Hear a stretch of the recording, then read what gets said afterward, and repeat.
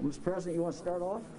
Sure. Well, we're so pleased to have the governor of our great state of Ohio here, Governor DeWine, and the First Lady, Fran DeWine, and we appreciate so much the commitment of the governor to provide this vaccine to our students, and the great partnership we have with Athens County Health Department, Ohio Health, working closely with the Heritage College of Osteopathic Medicine. But we're just honored to have him here, and he's been so supportive throughout the COVID crisis, and again, we're excited to get as many vaccines out there as we can. So, Governor, thank you so much for being here today. Thank you for all that you do. Thank you. Appreciate it. Give a rundown on how things are going? Sure, absolutely. So just a quick rundown here in Athens County. In the more recent weeks, we've turned our focus to some of the student body, so we're really excited about that, to be able to get some of those young folks vaccinated. Athens County really has been pretty successful here in Southeast Ohio in particular in meeting some of the higher percentages of the different age demographics that have been vaccinated, so we're really proud of that. Again, as the President had mentioned, really proud of the partnership that we've built here to be able to use this great facility here at Heritage Hall on Ohio University's campus, and our partnership with Ohio Health to get as much vaccine as we possibly could into the arms of the folks here in Southeast Ohio. So we're really excited about the progress and continue to fill up our clinics and continue to plan to give vaccine and until there's until the demand diminishes. So great. Yep. Okay, thank you. Who wants to give the outline of what you're doing here? Who wants to do that? Kind of the overall plan with the students? Yeah, sure. So what we're doing working together is through our public health operations with Dr. Ice on here. We have been distributing information to the university on a regular basis about all things related to COVID and prevention, testing, and management. And with that, we put out the call for students to come in and get vaccinated here at Heritage Hall.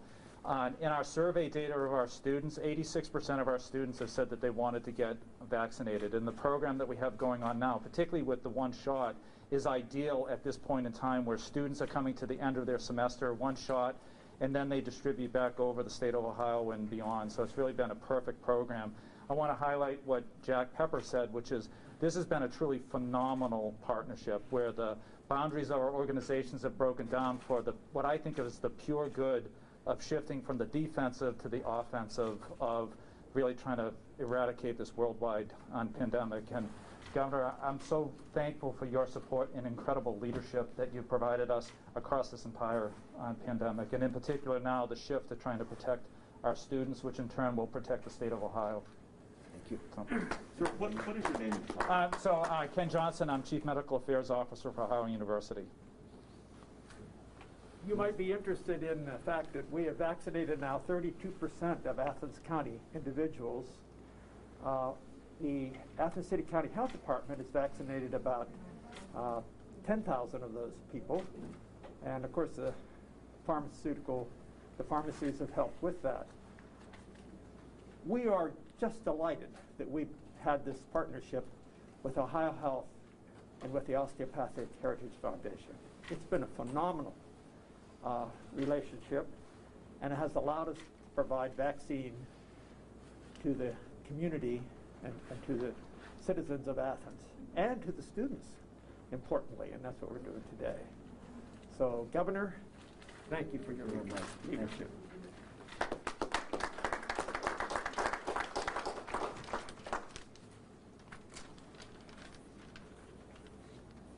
Well, the vaccine is really our ticket to a great spring and a great summer.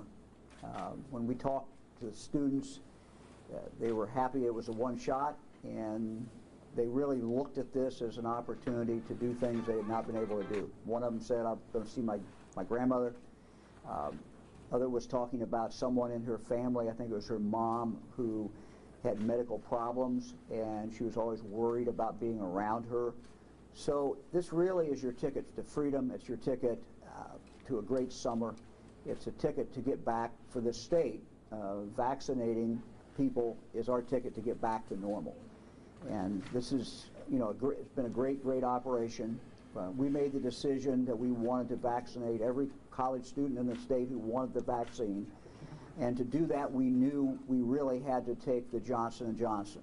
And so we have, by and large, been able to allocate the Johnson & Johnson to college campuses, because with the Moderna, it's a 4-week lag, and Pfizer, it's 3. Johnson & Johnson, of course, is the one and done.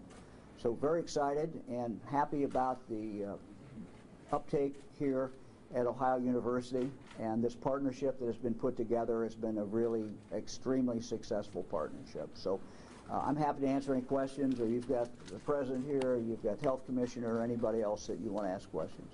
Governor, you had said that you were optimistic that by July the 4th that you could lift all of the Sure. COVID executive orders.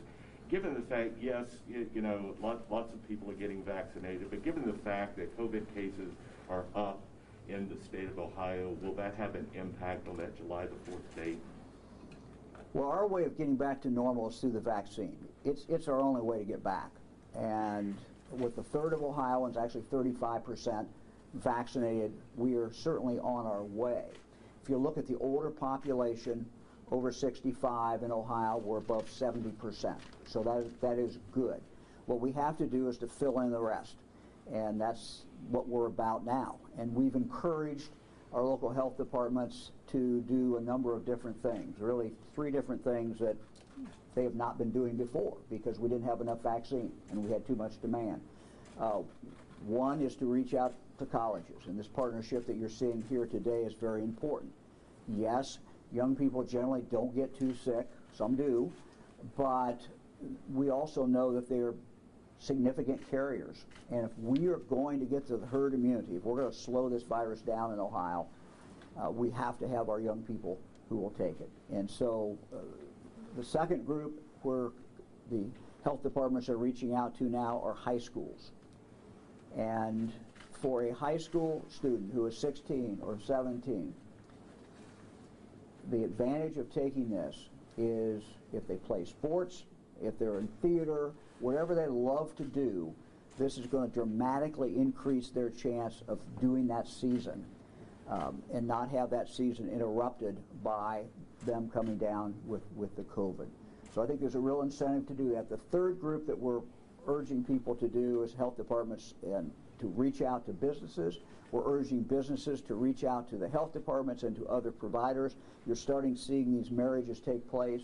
Fran and I were in Springfield a few days ago, 14 different businesses in an industrial park, each one sending people to get vaccinated right there. So those are things that are being done now that were not being done 2 weeks or 3 weeks ago, and this is an opportunity to really spread out the vaccine to get the numbers that we really need to get us back to normal.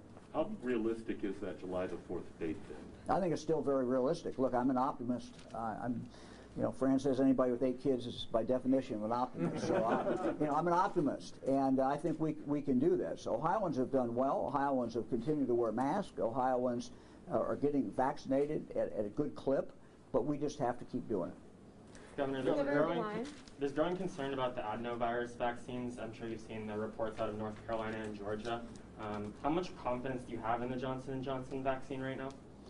Well, all we can do is go by what the experts tell us, and what they tell us is that they have confidence in the Johnson & Johnson, and so we follow what the experts are saying. Governor. You had a question. With businesses and other groups beginning to vaccinate their employees, what is your stance on if employers decide to require it for their employees? Yeah, you know, this is entirely up to employers, whether they do that or they do not do that. The state is not going to mandate anybody get the vaccine, but employers are making their own decisions about that. Yeah, question. So many local members of the General Assembly and advocacy groups in the area are pushing for expansion of broadband infrastructure, and obviously President Joe Biden's infrastructure plan includes significant provisions for broadband. Could you maybe talk a little bit generally about how you feel about broadband expansion and how you feel about President Biden's infrastructure plans provisions for? Well, the good news is this is one thing we all agree on. We have to have, everybody has to be hooked up. Everybody has to have the opportunity to have broadband. And this is not just an issue for the rural part of the state, although it certainly is, but it's also an issue for the urban part. We were in East Cleveland the other day where we made an announcement in regard to broadband. Here is East Cleveland sitting right there, right next to the city of Cleveland, and yet broadband stopped literally at the corporation line. And so these are things that we have to change. And when we look at the federal dollars that are coming into Ohio, that Ohio will be able to spend, when you look at our own budget, and then you look at the local communities, we all have a consensus that broadband needs to happen. And so this is, a lot of this money, most of this money, is one-time dollars. So being able to use that for infrastructure, whether that is water and sewer in our rural parts of the state, that we still have citizens in Ohio who their well is not good, they can't get good water, they can't get water in, they're literally carrying water in once a week. That's got to change. And so putting one-time money for infrastructure, but infrastructure also can certainly includes broadband. Who else? So how is the administration thinking about the declining enrollment at Ohio University, the number of people who have been laid off here, and the impact that might have on the regional economy in the near and far-off future? Well, we are blessed in Ohio with some absolutely magnificent universities. The oldest state school, of course, is Ohio University. We're very proud of Ohio University. I can say that as a Miami grad. Very, very proud of Ohio University. Schools, first of all, have gone through a tough year with the pandemic. In addition to that, if you look at the demographics, show, fewer kids graduating from high school. So all of our schools are faced with that reality. But I have great faith in Ohio University, and Ohio University's, plays a huge role in the state, in the country, certainly in this region. That will continue. Governor, the state is getting fewer Johnson & Johnson vaccines. How concerned are you about that in terms of reaching your goal of getting college students the vaccination? And also, the statistics are showing that younger people, as opposed to older people, are being hospitalized because of the COVID-19 vaccine. What is your message to those people? Well, we have seen a change. And first of all, vaccinations work. How do I know that? Look at the number of cases coming out of our nursing homes. They've gone just down to a fraction of what they were before. Look at the hospitalizations among people 60 years of age and older. It's gone down dramatically. Where are we seeing the uptick? The part of the population that's not been vaccinated, and that is among our young people. And although throughout this, our impression has been, the facts have been that young people are less likely to die, they're less likely to get really sick. The fact is we do have young people today in Ohio who are in our hospitals because of COVID. So that certainly should be an incentive, I think, for young people to get the vaccine. This, for a young person who has dreams, who has aspirations, this is their ticket to freedom. This is their ticket to allow them to visit their grandmother, to go out, to do the things that they want to do, to travel. So I think there's great incentive for young people to get the vaccine. Fran and I talked to a lot of different students, and did you have any hesitancy? Not really. Did you have any hesitancy? Some had a little hesitancy, but they said, look, I want to do this, or I want to do that. And that's really what you're seeing. As far as the Johnson & Johnson, we have enough Johnson & Johnson for our college students. We face the problem other states face, and that is the amount of Johnson & Johnson is crashed, at least for a few weeks. And that is the reality. I can't change that. But we made a strategic decision to use the Johnson & Johnson for college students. We have enough to do that.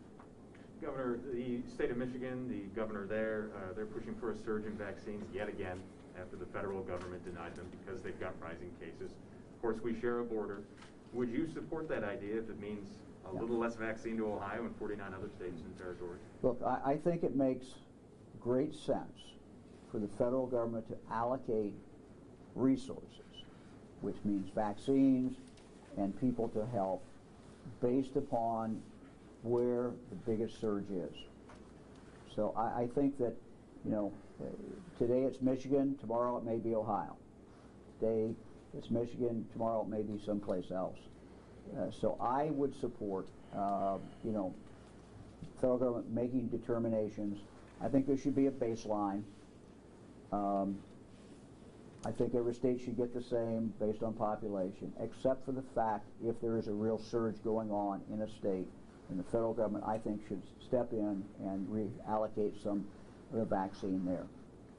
It just makes sense in the long run. It makes sense in the long run for not just people in Michigan, but people for every state.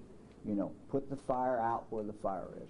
At the State House in Columbus, Governor, in early part of the year, you surged in the National Guard, State Highway Patrol, for the potentially imminent threat that didn't materialize, of course. But with the Derek Chauvin trial ending soon, are you discussing those possibilities again with the city, National Guard, State Police? Well, we certainly stay in touch. I don't talk about security publicly, but we're very, very aware of what is going on in that trial, and we're aware of what other news there is out there. Governor DeWine, so when you were in Vinton County last week or 2 weeks ago, you had said that the administration was considering maybe retooling how many vaccines are going to each county. Have you taken any look at how many vaccines are coming to Athens County or coming to Vinton or Jackson or areas where maybe the demand might not be as high? Yeah, so what we're going to continue to do, and we've already started doing that. We need to go where the demand is, and we have a lot of vaccine compared to what we had before, but we're going to look and keep an eye on where the demand is. For example, we had a number of providers going into this week who told us, don't send us any. And so that's fine. We want them to tell us what's going on, and we can then reallocate that into someplace else. Now, next week they may need it. And if they need it, then we'll get them back to where they were. But we're constantly looking at this. We make an allocation. On Tuesday of every week, we find out how much we're going to get. On Thursday, we basically put what I call a shipping order into the federal government, tell them ship it here, here, here, here, and here. So yeah, we're going to continue. We're going to do that, and we're going to focus on, you know, every county is going to get a certain amount, but we're going to surge in where we need the resources. Could Administrator Pepper elaborate on maybe what that looks like on your end here in Athens County? Yeah, absolutely. So as the governor had said, we after they received their allocation at the state level, they then divvied up. Usually by Thursday morning, we've gotten our Excel spreadsheet that talks about what each county and what each provider in each county is going to get for the week here in Athens County. Dr. G, correct me if I'm wrong, but I think for the most part about 840 doses a week is what we've been getting here for the past 6 or 8 weeks.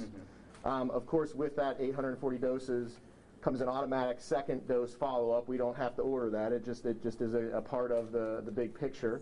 To date, we've just continued to request that 840 because that seems to be meeting the demand here. And of course, as the governor said, as the demand here in Athens County is met, we'll continue to evaluate internally whether we need that much. And if we arrive at a place where we feel like we don't have that demand any longer, then we'll, of course, let the state know that. And how has student demand been looking? Maybe, Dr. Rice, do you have any comments on that, on how, you know, this past week of student rollout has looked? Sure. So student demand has been pretty good. We actually know that quite a few students got vaccine before it was open to them here. And so our clinics have been well attended, not full, and we think some of that's because students have already gotten the vaccine, but we certainly still have people signing up and still doing whatever we can to get them here. What is your name and title? Gillian Ice, and I'm Special Assistant to the President for Public Health Operations. ICE? ICE, yep. Governor, Franklin County has the highest number of cases in the state, teetering on purple. What's your best explanation as to what's happening specifically in Franklin County? Is it the variant? Is it the lack of mass? Is it a combination of what's your best No, Franklin County is doing very well in regard to wearing masks. We're still running about 94% statewide. My guess is that Franklin County is about there. So I don't think there's any slippage really in Franklin County.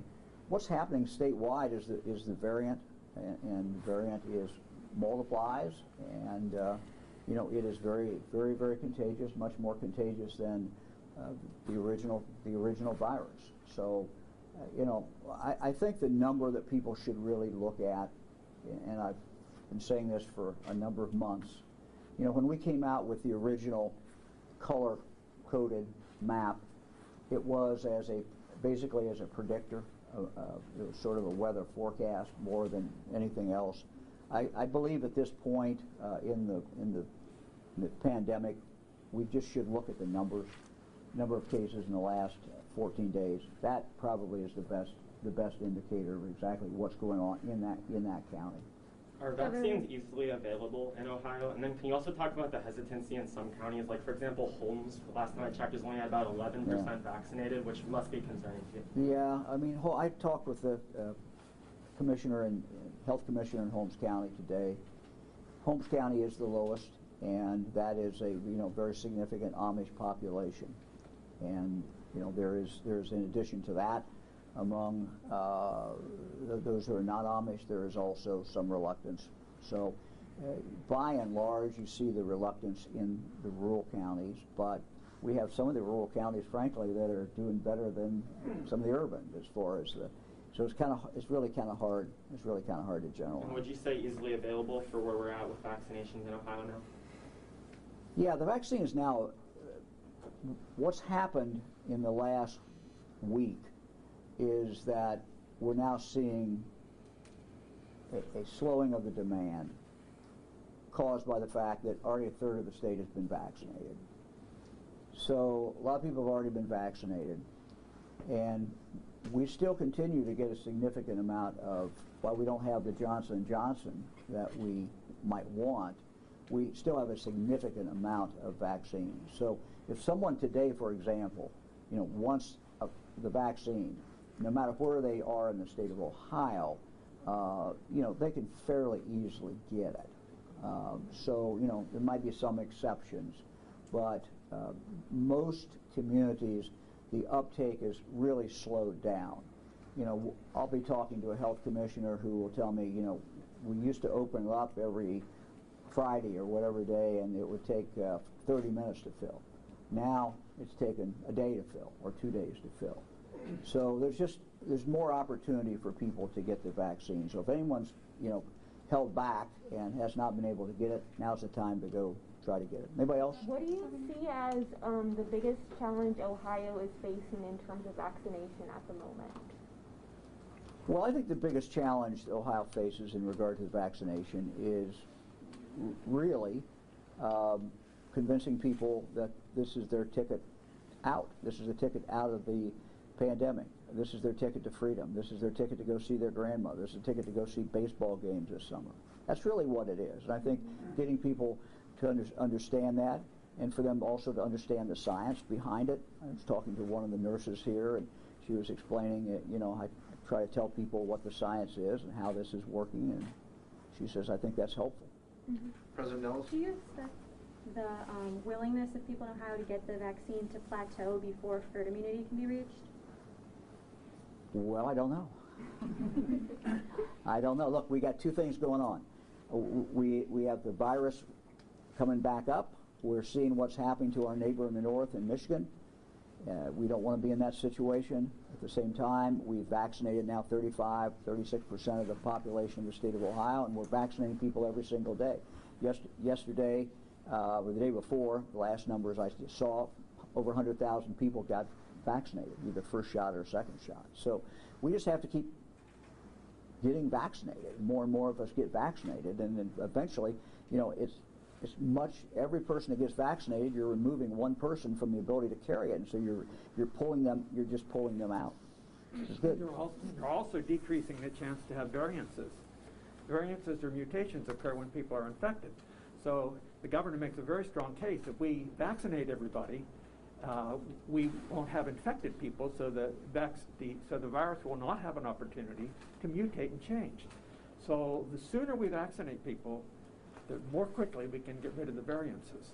And by the way, Governor, we have a fair amount of Johnson & Johnson vaccine to vaccinate our higher university students. We're happy to have that this week, and we'll be vaccinating our university students all week. Yep, which is what we want you to do. For Mrs. DeWine, for the people at home that are watching online, can you explain the Ohio Vaccination Library program? So a lot of you know about it, but Ohio partnered with the Dolly Parton Imagination Library, and this is a free book to every child under the age of 5. From the time they're born till they're 5 years old, they get a free book every single month in the mail. And this is something that we think has been especially valuable during this pandemic, because a lot of libraries were closed, and so these books come in the mail to the kids, and the kids are so excited when they get them, and it's just been wonderful to have something that they could get, that the parents could read to them. And so we're working on signing kids up every single day. I think we've got about 39% of the kids under 5 signed up, and OhioImaginationLibrary.org will get you signed up. President Nellis, the other universities across the country have decided that they're not going to allow students back in the fall until they're fully vaccinated. I'd like to get your thoughts about whether or not students should be vaccinated in order to return to the fall, as some universities have already put plans in place to allow that to happen. Yeah, again, almost every day we see or hear about more universities who are requiring vaccinations. We're certainly looking at all the dimensions of that, and we are strongly encouraging students to be vaccinated, and actually having some incentives for students to be vaccinated by fall, where they won't then be required to do regular testing, and those students that are not vaccinated will be put through a more rigorous testing regime, so as an incentive. But certainly, if it were, we're looking at the legal aspects of, as a public institution, what we can and can't do. And I don't know if Dr. Ice, she's looked at this, or Dr. Johnson want to say anything in addition to that. But certainly, based on the response from our students, I think we've had over 80% of the students said they want to be vaccinated. And again, if we could get even to 70% of those by fall, it'd be huge as far as the opportunity for safety here. Yeah, so we'll do a combination of incentivizing and making it easy for students to get vaccine, as well as for those who choose not to be vaccinated. So we'll do a combination of incentivizing and making it easy for students to get vaccine through our partnerships that we have here, as well as for those who choose not to be vaccinated to continue a vigorous testing program that Dr. Ice and her whole team helps to manage for the university. What would be an example of incentivizing? What would be an example? So not having to take a test every week would be one of those. We actually have contests that we've created for our students to try to help. We've tried to have some of our students engaged as ambassadors to try to help get out the word and to help people to get vaccinated. It's nothing like a peer coming up to you and saying, "Hey, won't you be vaccinated?" This vaccine is a medical miracle. I mean, to go from no vaccine to a vaccine and giving vaccine in a year, and it's our ticket to a more normal life. And the amount of work that we've all had to do to manage this, particularly in higher ed, where it's meant to come together and to protect ourselves, we had to keep each other away. This is a way for us to be able to come together again. So we're hopeful that we'll be able to make it easy for our students to get, not hopeful, we will make it easy for our students to get vaccinated. And for whatever reason, those who choose not to, we'll keep them safe as well by doing frequent testing and monitoring of them. Does Ohio University require vaccinations for other diseases, such as hepatitis C or tetanus or anything like that? We have a requirement for meningitis, and that was part of our state regulation that allowed us to do that. Okay, well, what's the ethical distinction there between requiring a meningitis? Yeah, so the current vaccines are under emergency use authorization at this time, and actually, clinical trials are continuing along here for those who are initially enrolled within that. So we'll continue to follow things on the state and national level as we get more information and guidance on that. Thank you. Yep. Thank you, everybody. Thanks, everybody.